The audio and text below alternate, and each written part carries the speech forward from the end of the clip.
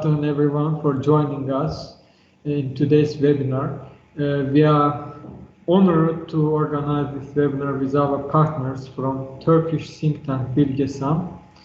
And we are honored and pleased to welcome Professor Filiz Katman as our guest speaker. Professor Filiz Katman has a diverse background. She's a specialist in international security, terrorism, and energy security.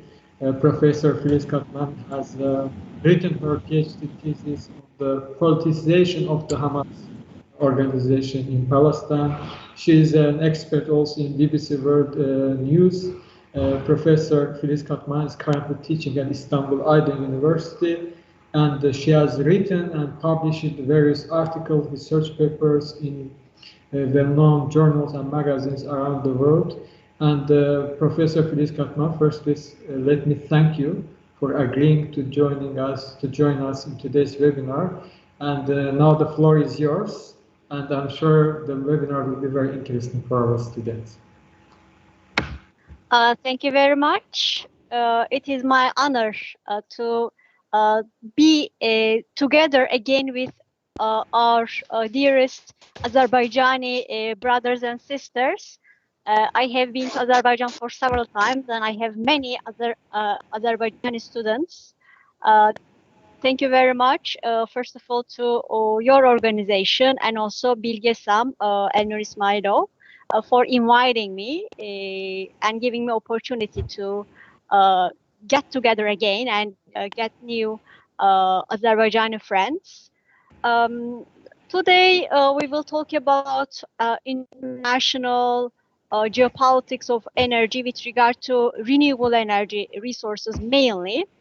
So in order to do that, we will try to have a kind of information regarding what is energy, what are energy resources, what makes renewable energy resources different from other kind of resources, and we'll also talk about geopolitics. What does geopolitics mean and how those two things interact?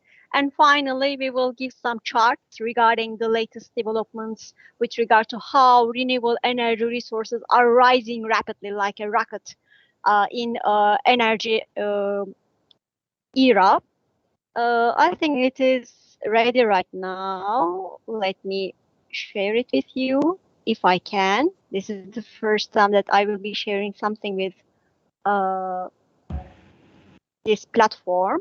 I think I found it. Okay. Is it appearing in the system? Can you see it? Yes, we can see it. Okay. Okay, thank you very much. You're welcome. Okay, so this is the flow of the chart. Please don't hesitate to type your question to the chat section, or you can also leave time when the presentation is over.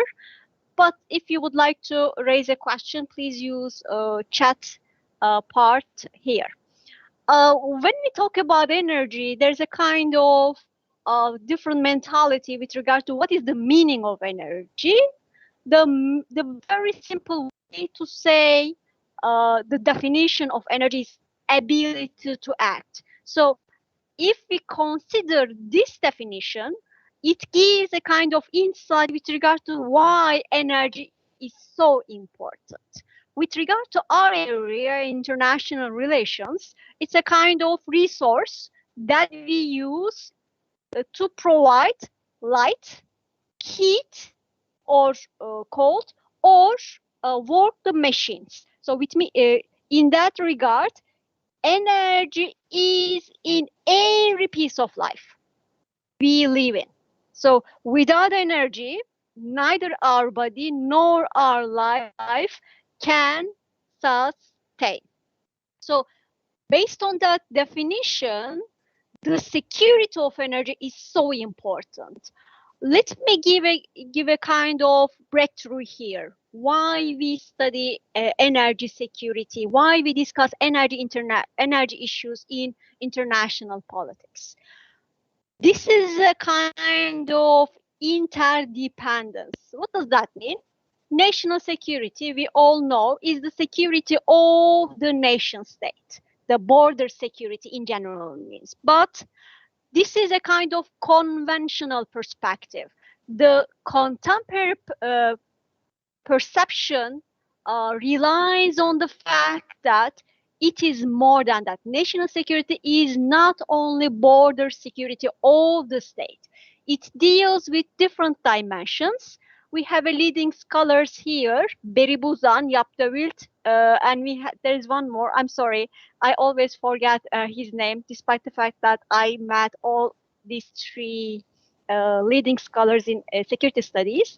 They call that this is a kind of contemporary and a kind of multidisciplinary approach to security studies. They say that there are sectors of security, which means that it is not only nation security, border security, but we should talk about economic security, environmental security, social security, cultural security, and also energy security. Why energy security is important?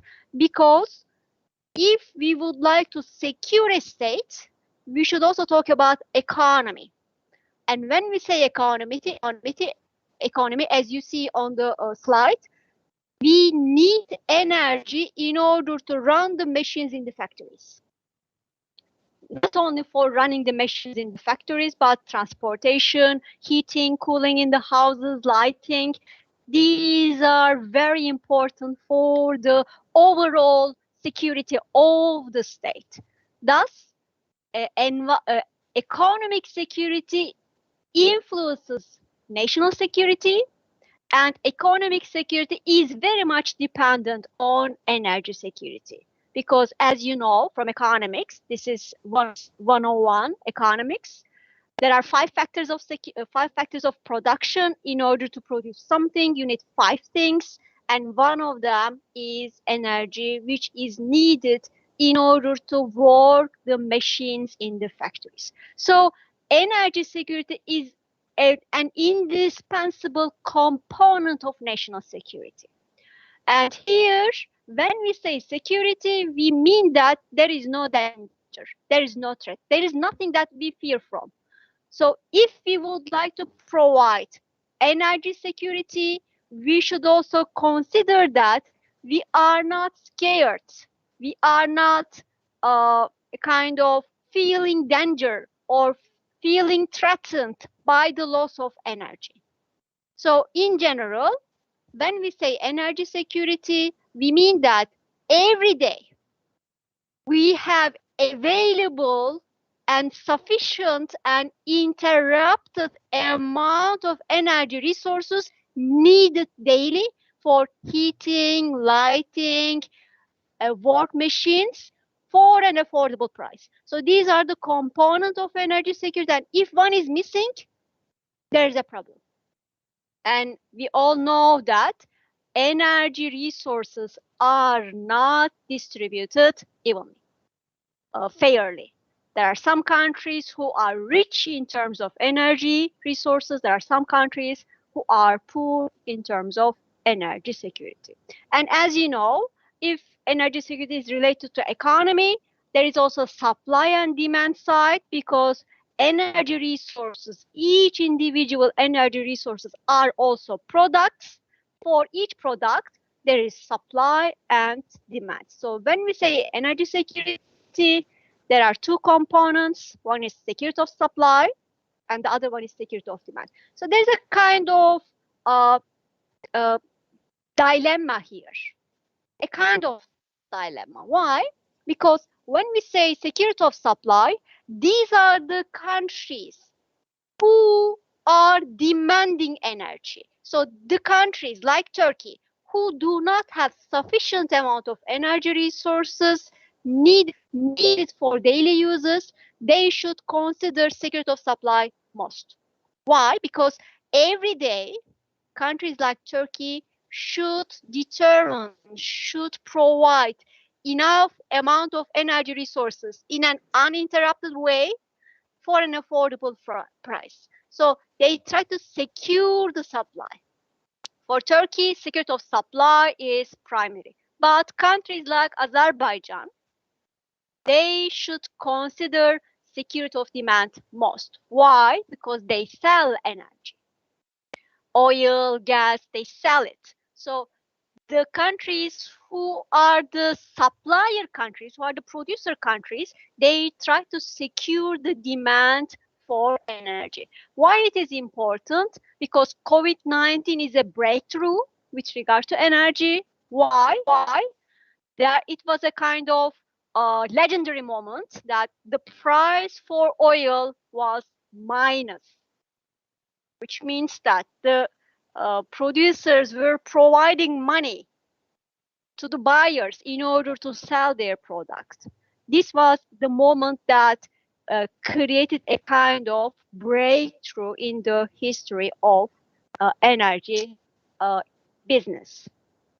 When we consider these two aspects, security of energy and with regard to supply and demand side, as we said already, some countries are rich in terms of energy resources, some countries are not. So here comes the geopolitics. Again, let's give the definition. Geopolitics is a combination of geology and politics. What does that mean? If your country is mountainous, if your country is rich in terms of sun, if your country is rich in terms of amount of rivers, if you have enough amount of irrigable land for agriculture, these are the impacts of geology of your country on your politics. For example, Istanbul is very important because Istanbul and also Çanakkale, they host the very important choke points of international trade, Dardanelles and Bosphorus. So the geology of your national borders have both positive and negative impacts on your political affairs. So, what is energy? There is a kind of how can I say, misleading information with regard to types of energy and resources of energy. Types of energy, as you see, a kind of physics point. Thermal, electromagnetic, electrical, chemical, nuclear, and mechanical. What we focus on is the energy resources, sources of energy. And as you see, we have one. And when we name them, there are different names. Renewable and non-renewable are the most famous one right now. But we say non-renewable energy resources as hydrocarbons. Why? Because with regard to chemistry, they have hydrogen atoms and carbon atoms inside. Why we say non-renewable to them?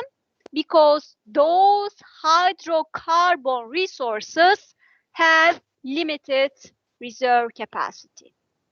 I will show how they are collected so you can understand why there is a limited capacity with regard to hydrocarbon resources. We also call them as conventional energy resources because they are old.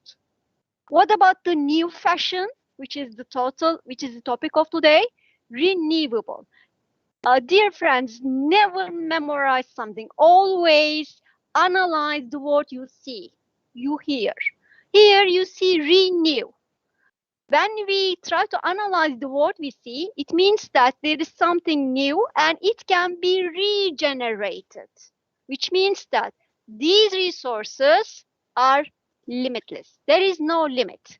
Despite the fact that you consume, it can regenerate itself. You don't need to do something. But with regard to coal, oil, gas, nuclear, the ingredients of coal, oil, gas, and nuclear hydrocarbons take too much time to regenerate itself, like centuries, because they are made of fossils. This is another terminology that we use for non-renewable, conventional hydrocarbon resources.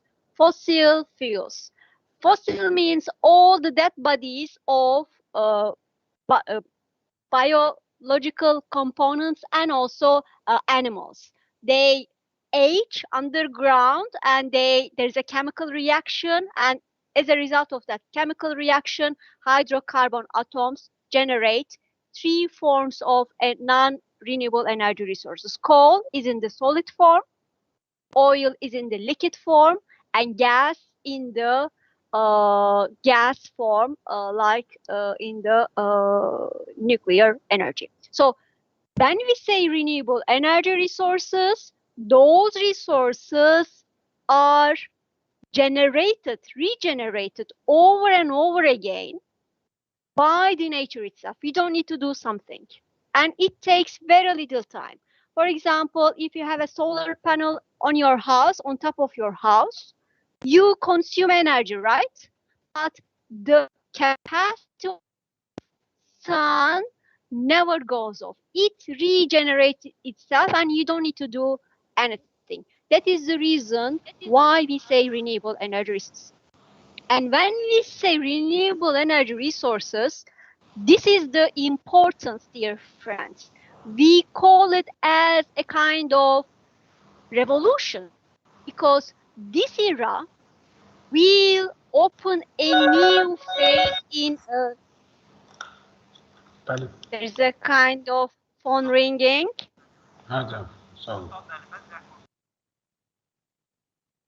Okay, so with regard to renewable energy resources, as I have said, there is a revolution rising. What kind of revolution? All the connection I have already made with regard to energy security, economic security, national security, and geopolitics is going to go away. But there is no 100% possibility here. But the geopolitics of energy is in the brink of a revolution. Why? As I have explained already, these energy resources can generate itself with a very short period of time in comparison to non-renewable energy resources. So all the conflicts, all the wars that are located around the control of hydrocarbon resources, coal, oil, and gas will no longer be important. Why? Because solar is everywhere, wind is provided by nature. If you have enough rivers, you can generate hydroelectricity. Tidal energy resource is a kind of waves in the oceans, in the seas. Geothermal, which is underground biomass with regard to biological components, which means that in each country there are capacities for these renewable energy resources. At least sun is everywhere. The wind capacity, hydro capacity, tidal capacity, geothermal capacity, biomass capacity may differ, but with regard to sun, it is everywhere. So this is the reason why we say that renewable will bring a new revolution in the human history. We have agricultural revolution, we had industrial revolution. Lately, we call it as information, digital revolution. But all of these revolutions are based on transformation of energy resources. The coal created industrial revolution, the animal power created agricultural revolution, the digital revolution is created mainly by the beginning of renewable energy resources. And maybe you are witnessing with the latest discussions with regard to digital coins, Bitcoin, Ethereum, so on and so forth. And there are many countries who are providing some kind of preventive measures, because in order to generate those digital coins, you should use enormous amount of energy. So that is the reason why we say that energy is very important, and renewables will create a new revolution in human history. So these are the geopolitical theories, but I will go over them in a very simple way. The most famous one is Mackinder. I think you have heard him before, heartland theory. And when we categorize the geopolitical theoreticians, Second World War is the milestone. The ones who are before Second World War are classical ones. The ones who are after Second World War are called as contemporary ones. And with regard to contemporary political theoretician, we have famous Brzezinski, we have famous Wallerstein. Why they are important? Because each of these scholars mention about the role of geology on international and national politics. The classical geopolitical theoretician Ratzel, he is German and he's a geographer, and he considered the German territory, which is a landlocked, a kind of landlocked country. So in his era, 1844 to 1904, this is the era that he lived in. In his era, there was a kind of colonialism, but Germany had limited capacity to go overseas. So he created a theory based on the surrounding area of Germany. Lebensraum. This is German terminology, which means living space. All the countries around Germany is the living space, backyard for Germany, according to Ratzel. So that's why both Second World War First and Second World War, Germany tried to go towards the living space around it. Mahan is back in the game again. Theory. He's American. He's naval officer. You know, America is surrounded by two oceans. That's why American geopolitical theoretician is very much focused on sea power. And this era, 21st century, will be the return of the sea power, dear friends. Please look at Eastern Mediterranean Sea problems, Red Sea problems, Chinese Sea problems, Indian Sea problems. These are very important. Black Sea, which is next to us, the recent tension between British, American, Russian soldiers and navies. Sea power is back in the game, dear friends. And Mackinder, as I had already, he's English, he's geographer, and he, based on the English hegemony in his era, he developed heartland theory, and he argues that Eurasia, Europe plus Asia, is the heart of the world. So if you would like to control the world, you should control Europe and Asia first. According to Mahan, if you would like to control the world politics, you should control the sea power. According to Ratzel, if you would like to control the world, Germany should control the living space around Germany. And Spikeman, he is a kind of further analyst on Mackinder's heartland theory, and he argues that Rimland, which is surrounding Europe and Asia, is the main focus for the countries who would like to control world politics. And with regard to contemporary geopolitical theoreticians, Brzezinski, we have Great Transformation and Grand Chessboard books. I highly recommend you to read both of them. He argues with regard to what Mackinder says, heartland theory, but he makes that proposition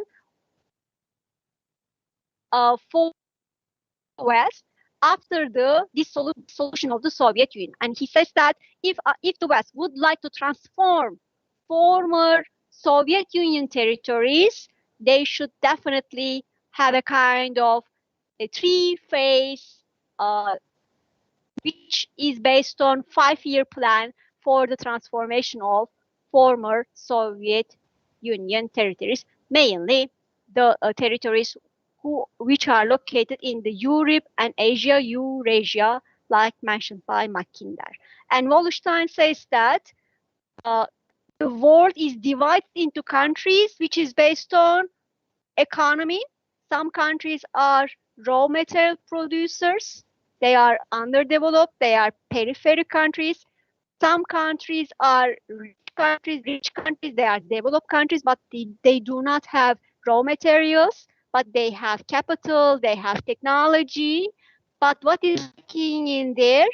They lack cheap and qualified workforce. So center countries, developed countries, bring raw materials from periphery to the middle countries like Turkey, semi-periphery countries, where the qualified workforce work for comparatively less salary in comparison to developed countries.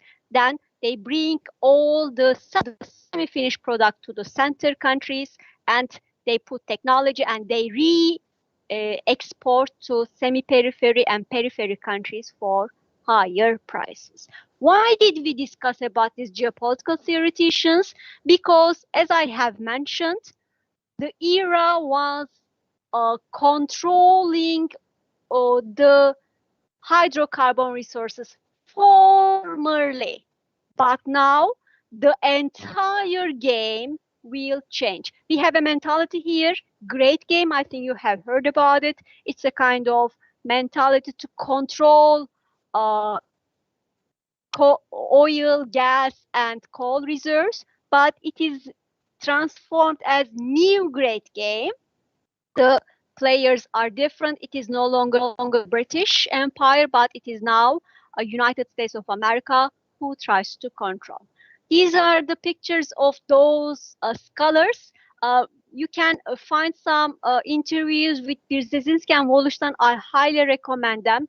We also newcomer, which is Francis Fukuyama, who discussed about the role of geopolitics. I think you remember him with regard to end of history article. Then, when he failed to prove his theory, he moved into geopolitics, and recently he published a book, a kind of article on the impact of COVID-19 virus on geopolitics in that manner. So this is a heartland, as you see, and this is rimland. The blue area is referred as the rimland, argued by Spikeman. These are the phases I have mentioned with regard to transformation of former Soviet Union republics. You can find this information at Great Transformation article published by Brzezinski at National Interest Journal.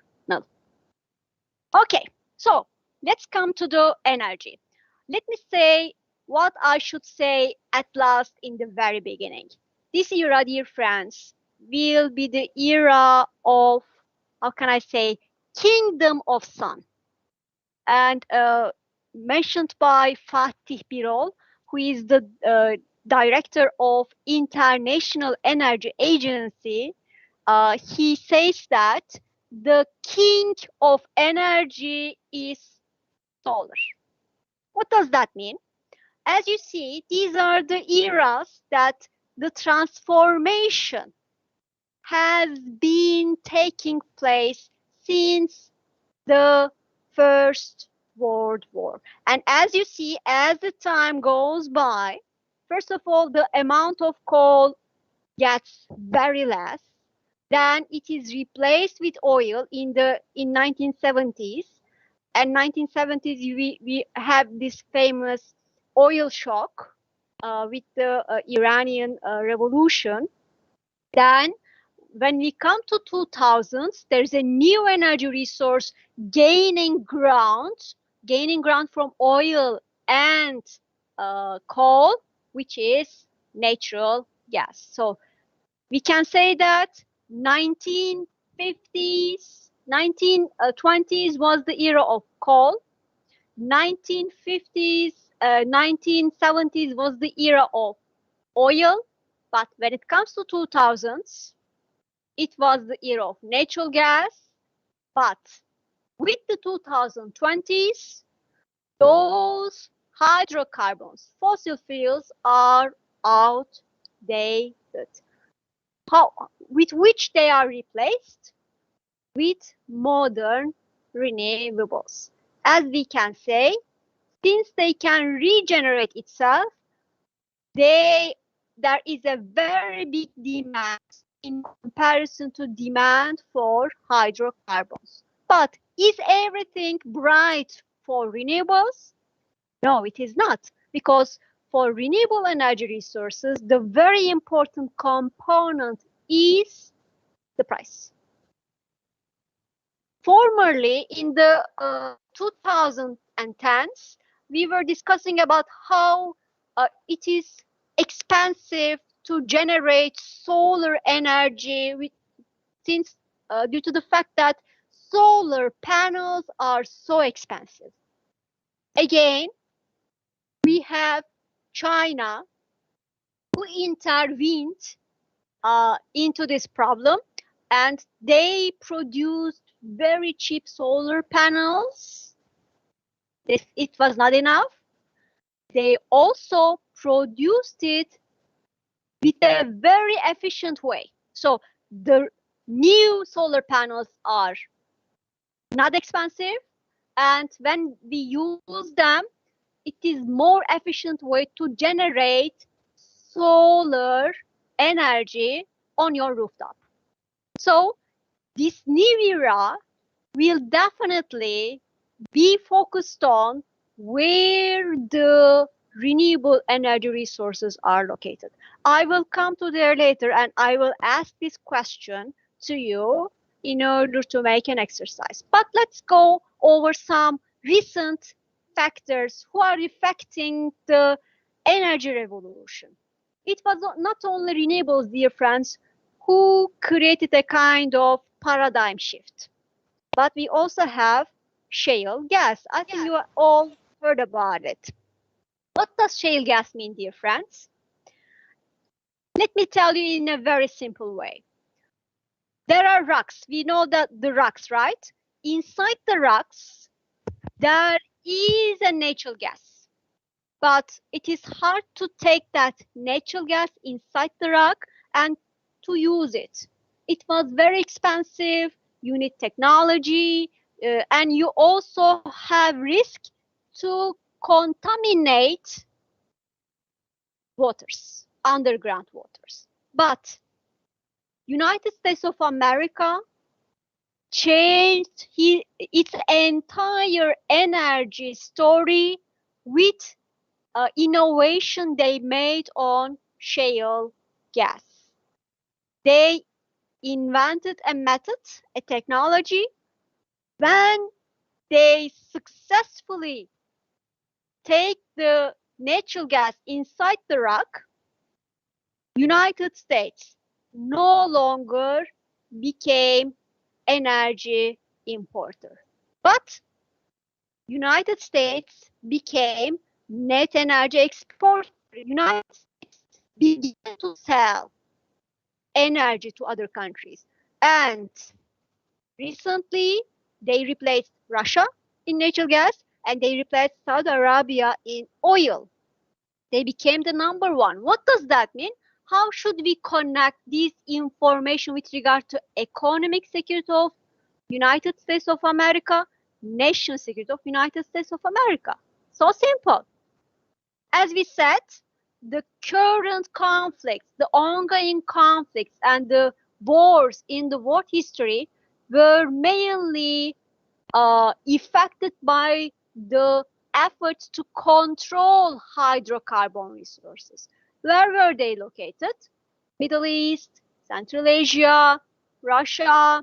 These were the countries, North Africa, these were the countries where coal, oil, and gas were mainly located.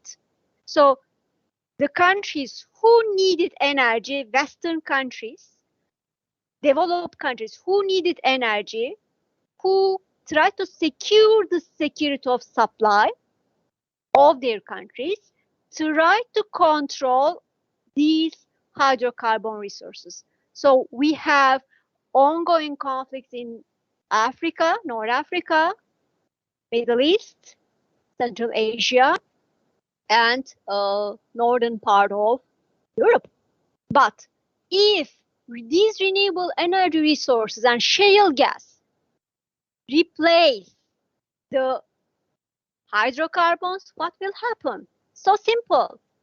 We have heard during Obama era that United States will no longer be in the Middle East. It only due to the reason that they do not want to let any more American soldier in Middle East. That was the explanation made by a former American president. No, dear friends, always look at from different angles. That I call it as sectors. Please look at from economic aspect. Please look at from sociological aspect. Please look at from political aspect, and please also look at from energy aspect. With regard to energy aspect, since United States of America was self-sufficient with regard to energy resources, why should they pay money for affairs in the Middle East?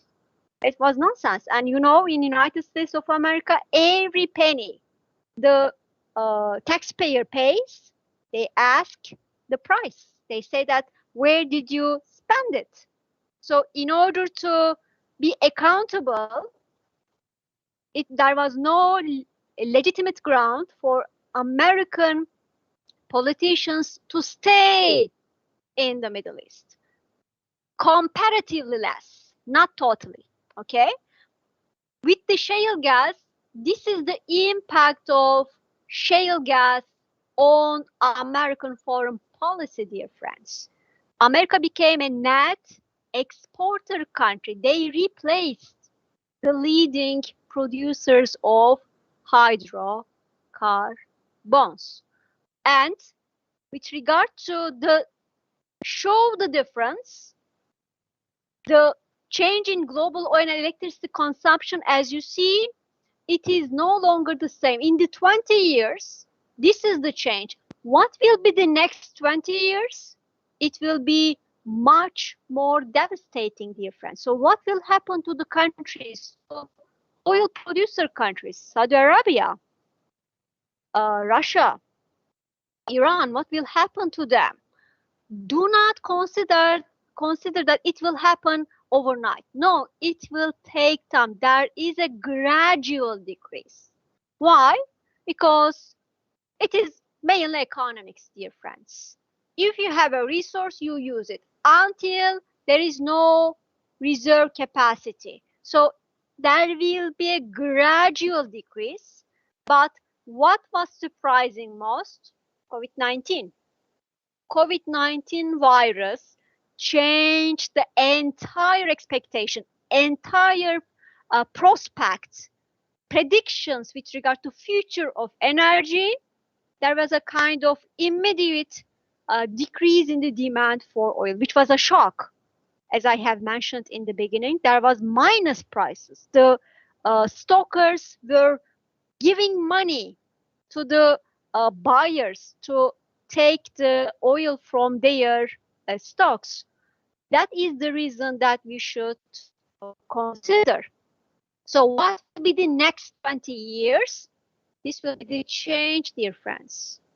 You see, let me show it again. It was almost 1 million tons of oil consumption in the 2028 period.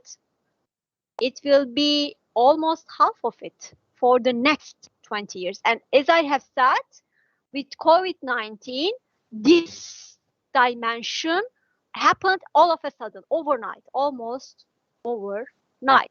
So where we should focus on? This is another change, dear friends. If you would like to discuss, if you would like to study something which is in the future, please study Asia-Pacific region, dear friends, because future is in Asia-Pacific region, not in the West. Not anymore, dear friends. Why?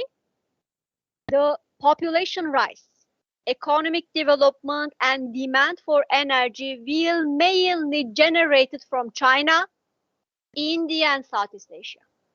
What does that mean? All the struggles will definitely be around Chinese politics, Indian politics, and Southeast Asian politics. Why? As you see, China is a giant energy consumer. Okay, here is the next question. Does China have enough energy resources? The answer is no. What about India? Do they have enough energy resources? The answer is again no. What about Southeast Asian countries?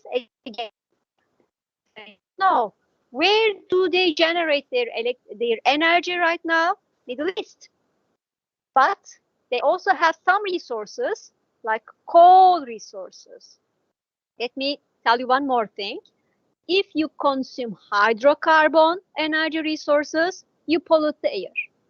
If you pollute the air, if you give carbon dioxide emissions to the air, you contribute to the global climate change. So consider if China and India prefer to use coal for energy resources, how global climate change become? How the pollution, I think you have seen it from the on the TV screens that in winter you cannot see air because of the pollution in Beijing. That is the case with regard to Indian cities as well. But here is the case that in future it is expected that all of the energy resources will mainly demanded by China, India, and Southeast Asian countries. Is it all? No. You should also discuss about Africa here. Why? Because if we consider the geographical location of Africa, they are very rich in terms of renewable energy capacity, especially solar capacity. But here, there's a dilemma. What kind of dilemma it is? They don't have money, they don't have technology. Moreover, the number of electricity users is so little, which means that in future, it is expected that the demand for electricity will definitely come from African territories. There is a population. You see, China is number one, India is number two, Africa, China is number three, India is expected to be number two, Africa is expected to be number one. So why we use population here? Because population leads to demand. What kind of demand? Oil demand, natural gas demand, and renewable demand. So Africa in future will be the key player with regard to renewable energy resources. So please look at the role of China, the Chinese companies in Africa. Why they are in Africa?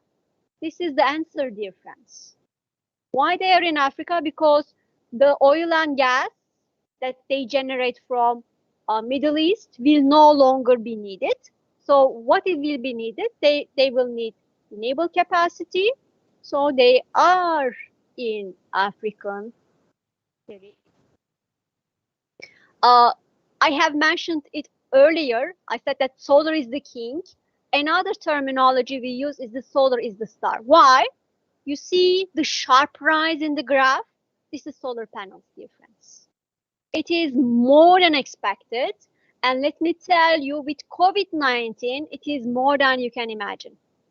Because what COVID-19 underlined is that you should be self-sufficient. Remember, dear friends, in European countries, there's a European Union, but they took over the hygiene products of the neighboring European country. France did not give the hygiene product that Italy bought. So you are all alone, despite the fact that you are a member of the European Union. In emergency cases, you are all alone. What energy resources, especially solar energy, provide independence. Why independence is important? Look at the United States of America. America is independent with regard to energy. They are not dependent on Middle East energy resources anymore. So if a country would like to be independent, first they should focus on domestic energy resources. And we know that hydrocarbons is very much dependent on which location you are located. You cannot take your country and move your country to another territory. So geography is your destiny, a famous Ibn Haldun quote. But with regard to solar, you can, with regard to renewables, you can become independent. At least you can decrease your dependence. This is what Turkey tries to do with regard to recent drilling facilities in Black Sea, in Mediterranean Sea, with regard to investments on solar power plants, hydro power plants, and nuclear power plants. Why? If you are dependent on energy from other countries, it means that you are not independent in your foreign policy, in your economic policy. So electricity will be definitely main determinant in the future of energy business. And as you see, this is the dimension. It is no longer Europe and US where the electricity will come from. China and India will definitely replace the demand for electricity. So there are different scenarios with regard to sustainable energy goals. Sustainability is important, which means uninterrupted. Here we have carbon dioxide emissions. Why renewables are rising? Another component is the fact that there is a global climate crisis, no longer global climate change. It is referred as a crisis now. Wow. Why? Because extreme weather events are rising. Drought is rising. We have very intense changes. All of a sudden, in winter, the heating reaches an amount which is unbelievable. Then in May, there's a snow. Yesterday, there was a kind of video from Germany that cars were underground because of the heavy rain. So why the importance is given on renewable energy? It is not because of independence. It is not because of domestic resource characteristics, but we have a universal human oriented carbon dioxide emissions problem. And if we do not focus on renewable energy resources, it means that some of the species will disappear, dear friends. It is expected that in 2050 there will be no more coffee. Can you imagine it? You won't be able to drink coffee, real coffee, I mean, not synthetic coffee, a real coffee. It is if we go on polluting the air with carbon dioxide emissions here. So several scenarios are worked. Let me say, as you see in the slide, these slides are provided by international energy agencies. So if you would like to work on energy, always refer to international energy resources. So let me end my presentation with this map. I personally drew the map. These are my own lines for a help to my professor. But these are the places where the former new grade came was played. But with the rise of renewable energy resources, the new dimension will be the areas like Africa, like the territories where the sun capacity is really rich. They will be the places for the geopolitical great aim. Thank you very much. Normally, I try to ask questions to my dearest friends, but I would like to make the presentation first this time. Now, floor is yours. I could not see your questions in the chat because I should move through the slides. Thank you very much for listening to me. Professor, thank you very much for a very interesting, very comprehensive presentation. It's remarkable how you incorporated geopolitics, international relations, security, energy in one lecture, and you managed to deliver it in 50 minutes. It's remarkable. Thank you very much. And I received a couple of questions from our audience. Maybe I will ask one question which is delivered to me from our participant. Then we will ask participants to raise their hands if they have any questions. So the first question is that, Professor, you mentioned, you talked about interdependence between energy security and foreign policy, and you mentioned that the countries which don't have sufficient energy resources, they cannot be considered as an independent when it comes to foreign policy. Do you think it is the case with China, with Turkey, and with other emerging powers which we are seeing nowadays? Yeah, that's a very good question. And with regard to future of international relations, I think we should definitely pay more attention to where China is playing with whom China is trying to playing with.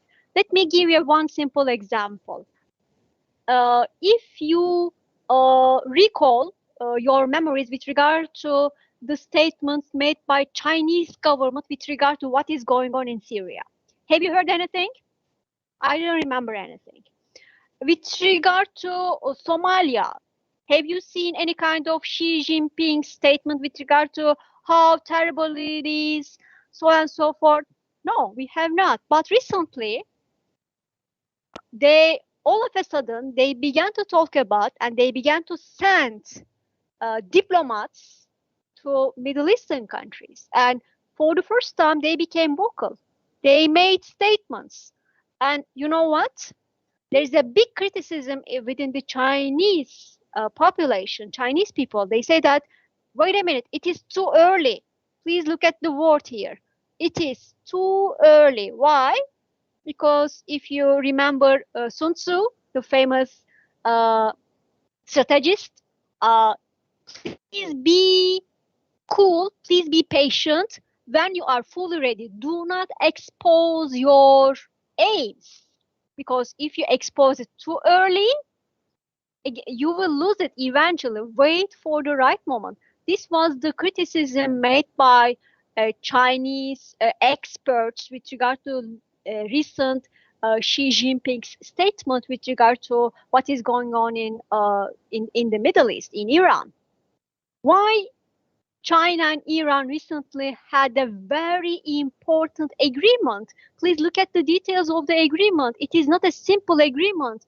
They are creating the future, dear friends. Why? Because we have seen that the recent game played by the current players in the Eastern Mediterranean, in the Black Sea, in Suez Channel, it is very much related to One Belt, One Road initiative of China. Why China is trying to impose One Belt and One Road initiative? Again, for its own goals, for its own security. And definitely, energy is a very important component because China is and will be number one energy demanding country. And in order to accomplish a more sustainable energy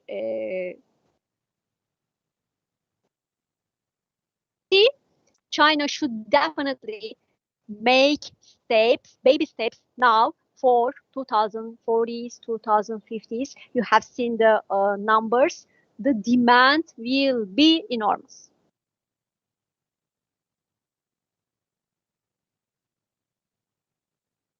Your mic, please.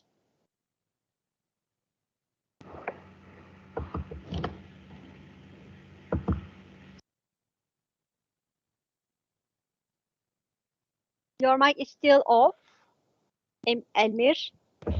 Yes, thank you very much, Professor. We have another question coming from Maria Adlian. She's saying, can the three main pillars or triangles of energy policy, including competitiveness, security of supply, sustainable development, can reshape the global politics in regarding of climate change and energy costs? Definitely, there are many components, but with COVID-19, new components are added into this equation. So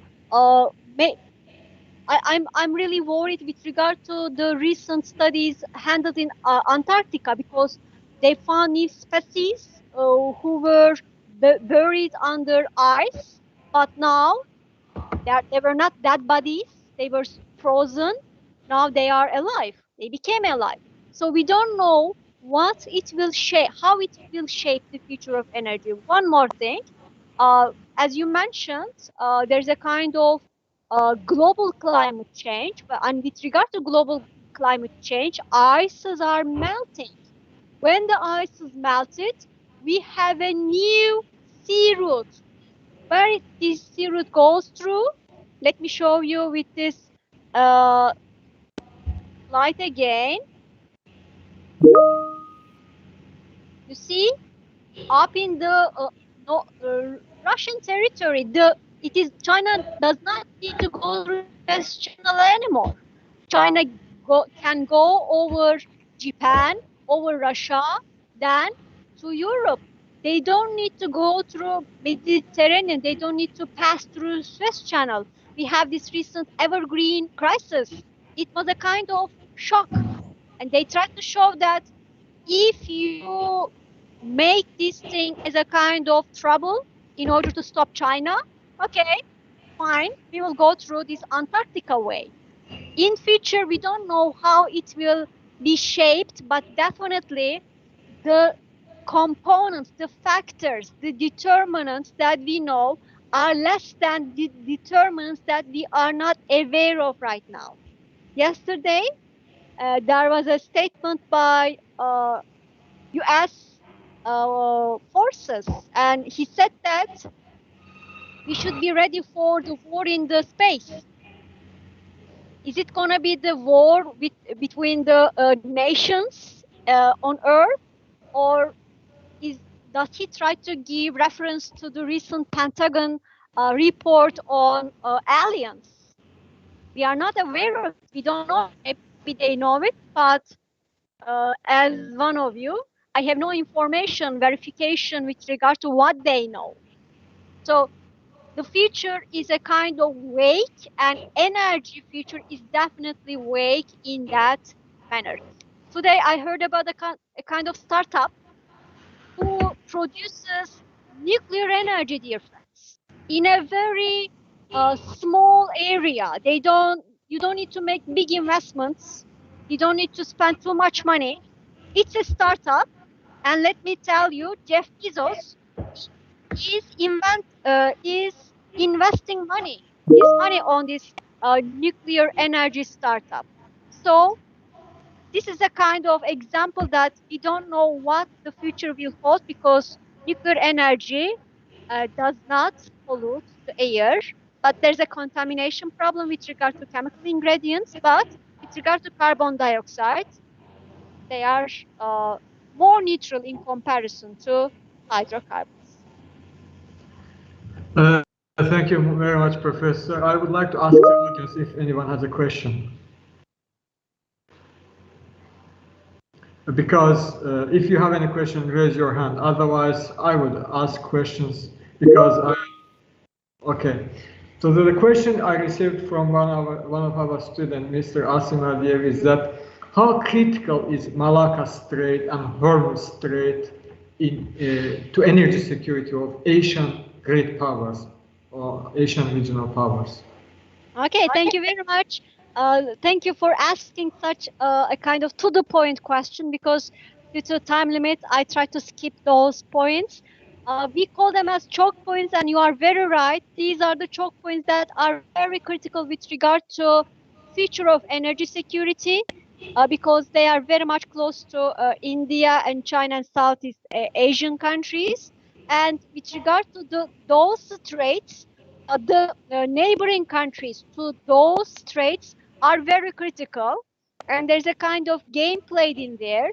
Recently, there were some crises in the Malacca Strait, Hormuz Strait, and it is with regard to preventing both the strengthening or enriching the countries in this area, Iran, like Saudi Arabia, and as an indirect impact, they created those crises in those straits in order to negatively affect China as well.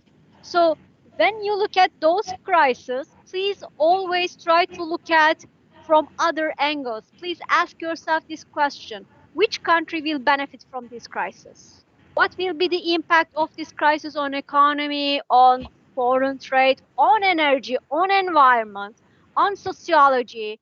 And all of these components will provide you that the simple crisis is not simple anymore. And in future, as long as the reserve capacity of natural gas and oil and coal reserves stay for certain period of time, it is expected to stay. These places, Suez Canal, Malacca Strait, Hormuz Strait, Bosphorus, Dardanelles, Gibraltar, these places will be very important. But if they see the Chinese countries like China see that they will be manipulated, then we will see that the new route go over Antarctica will gain a momentum against them. Thank you very much, Professor. We have actually two questions left. I have a question. Okay, go ahead. First of all, thank you for your informative presentation. Yes, we should use renewable energy resources to reduce foreign dependency, especially if we speak on behalf of a country like Turkey. We do not have many non-renewable energy resources.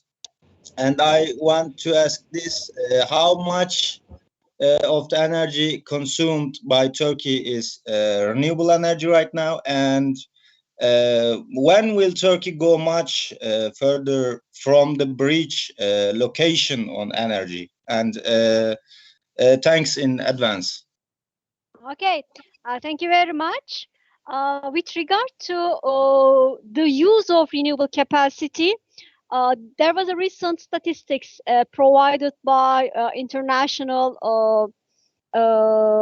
organizations showing that within Europe, Turkey is right after Italy with regard to renewable, the rise in the renewable capacity. And if we consider that Turkey has recently put the target of increasing the share of renewable energy resources in the overall energy basket, it was a very phenomenal statistics, I can say. And let me give you one more thing. With regard to Europe, Europe tries to determine the targets with regard to symbolic numbers like 20-20-20. Those 320s try to reflect that by 2020, European Union would like to give the share of renewable energy resources by 20%, and decrease the number of, how can I say, hydrocarbon resource by 20% and increase energy efficiency by 20% in 2020. They reached those targets and they updated the targets. Right now they call it as a Green Deal. And you know, Turkey is a candidate country. despite the fact that energy is not the chapter that is open for negotiation between European Union and Turkey, but still these two actors should be prepared for harmonization of their policies with regard to energy as well. And European Green Deal is a very, very tough period, dear friends. Let me tell you one thing. The recent Yellow Vest movement, you all remember that, which happened in France and which was appearing in other European territories. You know why? Because according to European Green Deal, there should be new carbon tax imposed on taxpayers, and people do not have enough resources. And if there would be no COVID-19 viruses, it is expected that it would create a more unstable picture with regard to Europe. So since Turkey would like to become member, at least harmonize its policies, yes, there should be more attention on renewable energy resources. But according to the statistics, international statistics, Turkey has recently shown a very rapid rise with regard to use of renewable capacity. Is it sufficient? The answer is no, but comparatively, Turkey becomes right after Italy in the use of renewable capacity in its territories. Professor, I have a follow-up question concerning what you discussed about the European Union. We know that European Union is over-reliant on energy imports coming from Russia, and very often, quite often, Russia is using energy as a political tool to have an impact on European Union's foreign policy. Do you think to what extent renewable energy can be sufficient for EU to gain its energy independence? If I would be able to show another presentation, it would give more picture with regard to this question. If I may, let me try it. Maybe I can also show it to you. I don't know whether I can do it right now, because this is a kind of this one, I guess. Whatever. Sorry, that it comes. Can you see it right now? It is coming. Is it on your screen? Yes, I see the map, still map on your screen. Okay. This is with regard to your the Russian energy policy with regard to future.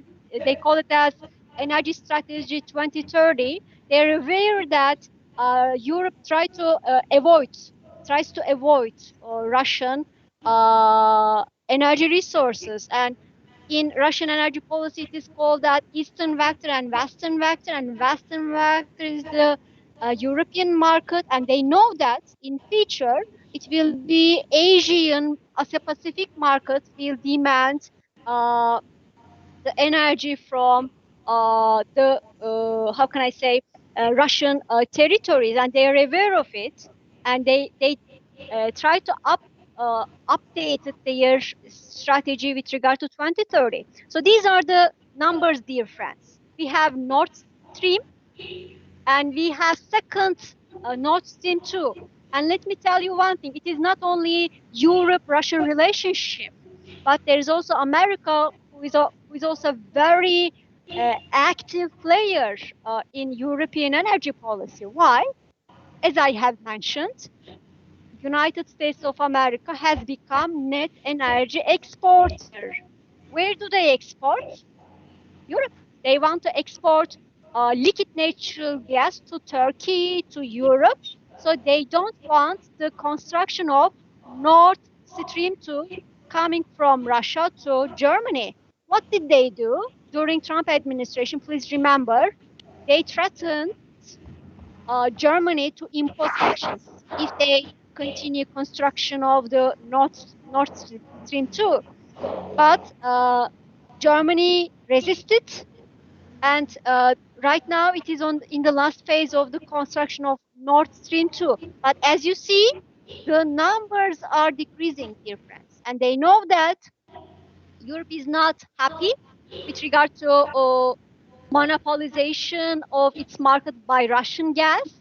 And moreover, they are unhappy with regard to controlled by Russian interests in their foreign policies. So they try to get rid of Russian dependence. We remember the Ukrainian gas crisis. It was the moment that they figured out that they should get rid of Russia immediately. And right after, what Europe did, they invested heavily on renewable energy resources. Denmark, wind capacity, Germany, they also invested on both solar panels and wind capacity. But I know that there are days that entire energy consumption was met by the renewable resources in the European countries. They try it, but they are not fully achieved it. But let me tell you, Russia is also aware of it. So what Russia did, Turk Stream project. It's a kind of bypassing Ukraine and trying to keep European market in its, how can I say, demand profile, that indirectly they try to sell their gas to Europe via Turkey. Okay, thank you again, Professor, for a very comprehensive answer to our question. I have just one last question. As a student of geopolitics, your thoughts are very interesting for me. In some part of your presentation, you talked about Halford Mackinder, who is the father of the Heartland theory, and then we talked about Eurasianism. As we know, currently Alexander Dugin is considered as one of the leaders of the Eurasianism theories. Sometimes it's being referred as New Eurasianism. Do you think the ideas of Dugin is shaping in any way the foreign policies of states in Central Asian countries? How much do you think Dugin has an influence with his Eurasianism ideas on the foreign policies or in internal policies of those regional countries? Thank you, Elmir. I personally am very much interested in Dugin's work, and it is very, and this is, I think, one problem with regard to literature. There is to the sources made in Asian territories, and I try to avoid it in my lectures, especially in history of political thought. I try to give, how can I say, homeworks with regard to non-Western philosophers. And you are very right with regard to Asian philosophers. We have very prominent names. But there's also a kind of a hegemony problem in the intellectual arena as well. So Dugin is very influential, but there are also some criticisms with regard to impact of Dugin in Russian circles. So, and since I do not have, I cannot read Russian, I cannot follow closely with regard to the debates and its Dugin's impact. But let me tell you, in the geopolitical studies, Dugin's work is very influential, especially it is translated in Turkish. That is why I had chance to read it. But if you would like to understand Asia-Pacific century, my humble recommendation to our dear friends is to read Asian scholars, Dugin, Sun Tzu. We have many other names. We have Amitav Acharya, who is very important with regard to international relations, who used to be the head of International Studies Association. He's Indian. And we should definitely learn more about them, because according to statistics, again, the number of patents, the number of scientific studies are also rising in Asia, not in the West. So you are very right. Dugin is very influential, and he also shaped Russian foreign policy. If you would like to understand Russian foreign policy, Eurasian policy, Central Asian countries' policies, you should definitely read Dugin. I personally benefit from his works very much. Thank you very much, Professor. Thank you very much for a very interesting, very comprehensive and fantastic presentation. And question and answer session was also great. I would like to thank you very much for your contribution. On behalf of Western Caspian University, wholeheartedly, we are grateful to you for agreeing and for collaborating with us on delivering this webinar. I believe it was beneficial for all of our students, for our alumni. On the other hand, I would like to thank our partners, BILGESAM, a great Turkish think tank. They also helped us to get in touch with your professor. And I hope in future we will organize more such kind of events, hopefully physically. I hope soon COVID-19 crisis will be over and we will be able to organize physical events, conferences, workshops, seminars for our students, and we will collaborate in different ways. Yeah, it is also my honor again have opportunity to meet with dearest Azerbaijani friends. I think I have made new friends from Azerbaijan, and especially my mom. She does not like to visit non-Turkish speaking territories, so she wants to come to Baku. When the COVID-19 goes away, we definitely plan a visit, especially to see my friends. And maybe Elmir, we may have opportunity to organize something alive, not online. Please, you are more than welcome. My email is katman@aydin.edu.tr. You can always correspond with me. And if you come to Istanbul, don't hesitate to contact me. Right now, I'm not living in Istanbul, but if you come, don't hesitate. You can always reach me. Filiz Katie it's my Twitter and Instagram account. Feel free to add me. I would like to also add your accounts. I took some pictures, screenshots. I will also share them with you, despite the fact that not all pictures are available. I think it's the loading over internet, but it was great honor. I'm very happy to meet you with your wonderful organization at BILGESAM. It's mutual, Professor. Thank you very much. Whenever you come to Azerbaijan, just let us know. We will be very, very happy to host you. We will be very happy to host you. And thank you once again. Thank you to our friends in BILGESAM as well. So concerning the certificates, I would like to ask the participants if you are willing to receive a certificate, just please type your email address and your name and surname in chat box and we will get in touch with you. Once again, teşekkür ederiz Filiz Hanım. It was a pleasure. Ben çok memnun oldum sizlerle birlikte olmaktan. Dilerim bundan sonra da dediğim gibi her fırsat ne sormak isterseniz veya tekrar konuşmayı isterseniz mail atabilirsiniz veya Teşekkürler. Mutlaka sizinle irtibat edeceğiz. Ben şu anda resimleri chatten paylaşmayı deneyeyim. Almak isteyen varsa sadece